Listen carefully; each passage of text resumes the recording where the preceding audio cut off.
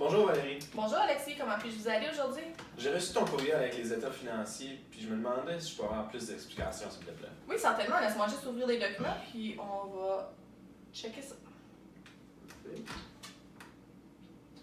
OK, on va commencer avec l'état des résultats à la page 3. Donc, si tu peux juste te rendre là, s'il te plaît. OK. Donc, comme tu peux voir, tu as fait beaucoup plus de ventes cette année, l'année passée par rapport à l'année d'avant. Donc, si tu regardes ton stock de marchandises au début, il était plus haut, que ça c'est normal. Ensuite, tu as fait énormément plus d'achats, donc c'est normal parce que tu as fait plus de ventes, donc tu as besoin de plus de fournitures, donc c'est tout à fait normal. Ensuite, si on voit à tes charges d'exploitation, sont encore plus élevées, sont quasiment le double plus élevées, mais ça c'est normal parce que plus que tu fournis, plus d'achats tu as besoin, plus de charges tu vas avoir. Donc ça c'est tout à fait normal. Donc ça donne un bénéfice net d'à peu près 248 000. Donc c'est quand même très bien parce que tu as au-dessus de comme 20 000 de bénéfices de l'année d'avant. Donc ça c'est très bien. Ensuite, si tu veux juste aller à la page 2, on va aller au bilan. Donc, on va commencer avec les actifs à court terme. Donc, ton encaisse est très petite, mais ça ne veut rien dire parce que si tu regardes tes débiteurs, donc tu as beaucoup de choses qui t'appartiennent. Donc, tu as beaucoup d'équipements, tu as beaucoup de choses au nom de la compagnie.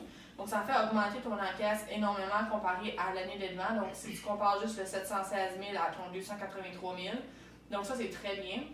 Donc, ensuite, les actifs à long terme.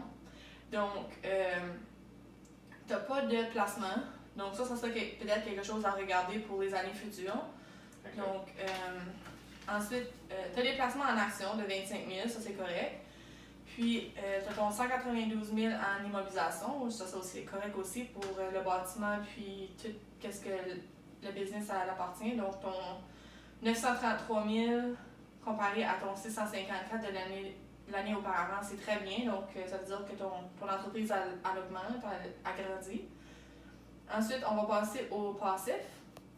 Donc, oui, tu as un emprunt bancaire de 140 000, c'est haut, mais si tu compares ça à tes débiteurs, c'était probablement pour t'acheter de l'équipement. Donc, je présume que tu as utilisé ça pour t'acheter de l'équipement pour faire grandir ton équipement. Donc, il n'y a rien là. Oui, tes passifs ont augmenté, mais c'est tout à fait normal. Ensuite, tes passifs à long terme aussi, il n'y a pas grande différence. C'est que tu compares le 229 au 44 000. Là, tes long termes sont pas mal pareils, là, donc ça monte juste à 320 000. C'est tout à fait normal. Puis ensuite, on ajoute juste ton bénéfice au capitaux propres qui te monte à un chiffre d'affaires de 933 000 comparativement à l'année précédente qui était de 654 000. Donc, c'est très bien. OK, parfait. Est-ce que tu avais d'autres questions?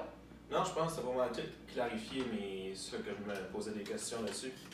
OK, parfait. Donc, en autre mot, ton entreprise est sur le bon pied puis elle continue de grandir. OK, parfait. Merci. Pas de trouble.